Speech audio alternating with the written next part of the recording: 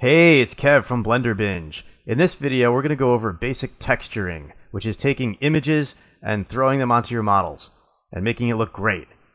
Or not. We'll see. Let's go.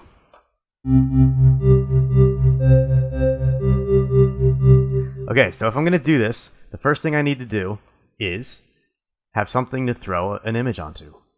I am going to create a plane. Make it nice and simple and create a plane. Now, first thing that I want to do is I want to make sure that I check generate UVs. That is going to make things easier, okay? Trust me on that.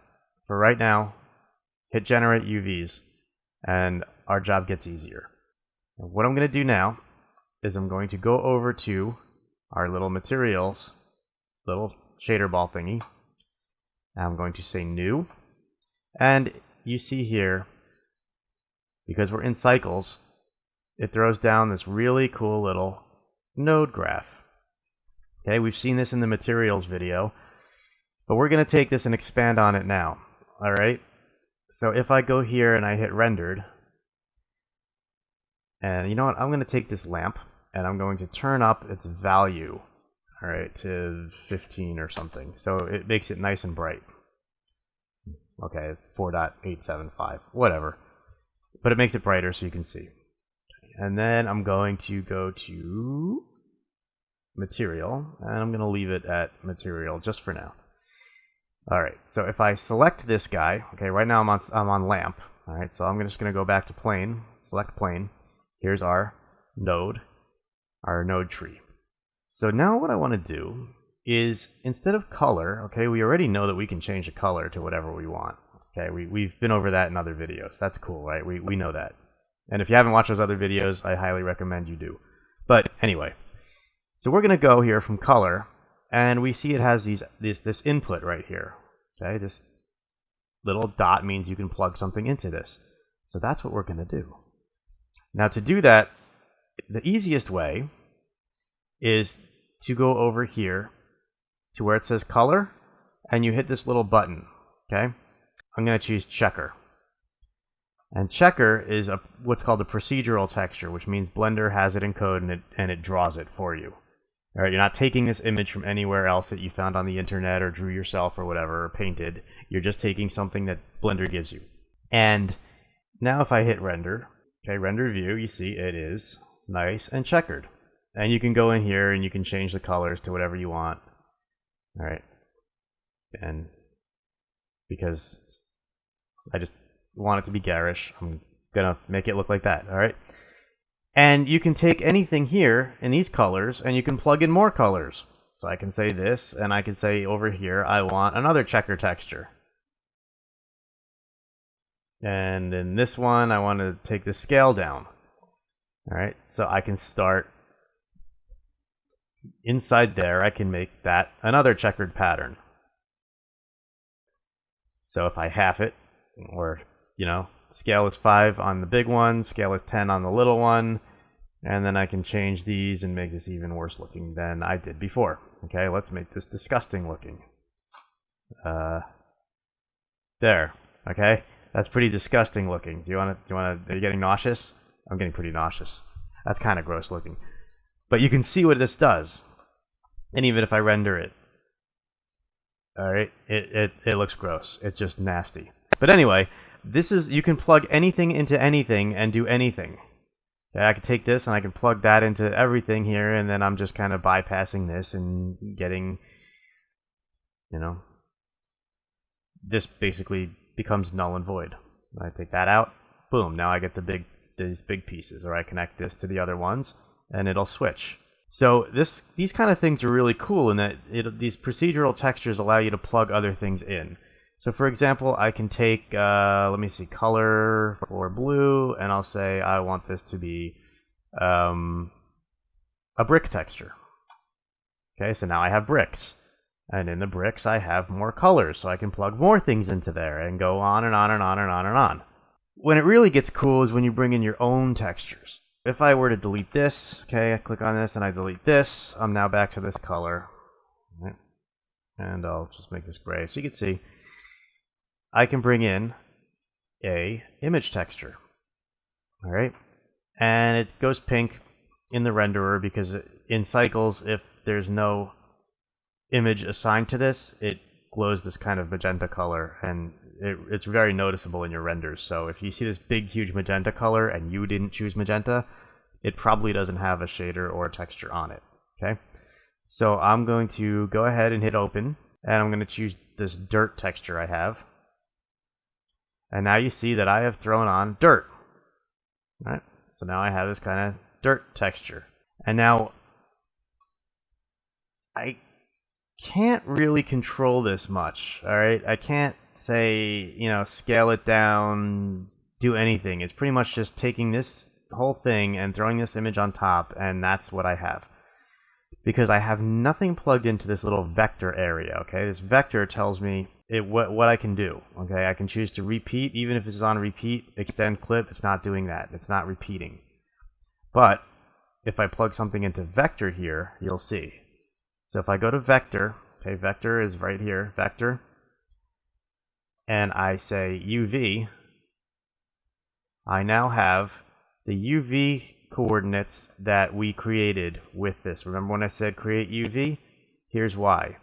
If I take this little bottom piece here, okay, and I slide this out, I create a new window. And I'm going to change this window right here to UV image editor. And you see nothing in here. But when I select the plane, okay, it's selected, and I go into edit mode, or I hit tab on the keyboard, you see now I have these points here.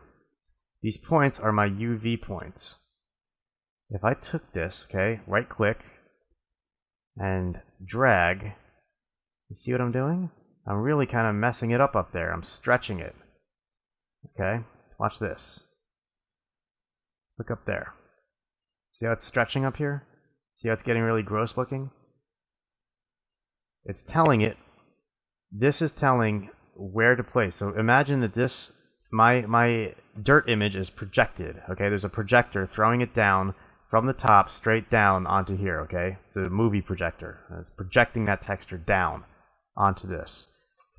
If I mess with the size of the of what it's projected onto, okay, normally it would just kind of fall off if you start playing with a screen in the real world. But here, it's actually taking the image, okay, and the image is now glued onto this, and you're just messing with what it's glued onto. So imagine, better analogy here is if you took this image and you glued it onto paper, and then you just started like messing with the paper. Okay, these points are the points of the paper, okay, the corners of the paper, and you're just like really messing and tearing into it. See what you're doing? You're really kind of messing it up. Right now, because we only created a simple plane with 4 points, this is what we get. However, if we were to, and I'll go back over here to material, okay, with this in edit mode, and we went to tools, and we just said subdivide, okay, we can subdivide it, so we're adding more points, more vertices, more edges, more faces to this, and the more we add, the more you see that we have more UV points. So now if I start messing with this, you can see it only affects that little area where the UVs are being moved. When I go to the middle, you can see it starts messing with the middle. Now when you're texturing objects, a lot of the time you're going to be using this UV mapping. Okay, you can get away without it. You can, but then you don't have this kind of control. And this is a pretty basic video, but there are entire careers devoted to this sort of thing. Okay, there are entire careers, texture artists, environmental artists, okay, they work with UVs all the time, especially for character work and environments and all sorts of stuff. This is the very basics of it. So I highly recommend you go in and you start playing with this and get comfortable with how this works, okay? And I'm repeating that this is a basic video. So it's showing you basics of how this works. Now you take a color, okay, an image, and you could do this you don't have to have an image on here. Like this could be the same shader you used, so I'll just do it over here. Okay, color, and this could have been the texture checker texture that you used before. Okay, and you choose UV into the vector, same thing. Okay, so you can see it's really messing with your texture. So this is how you can get exact placement of stuff onto objects.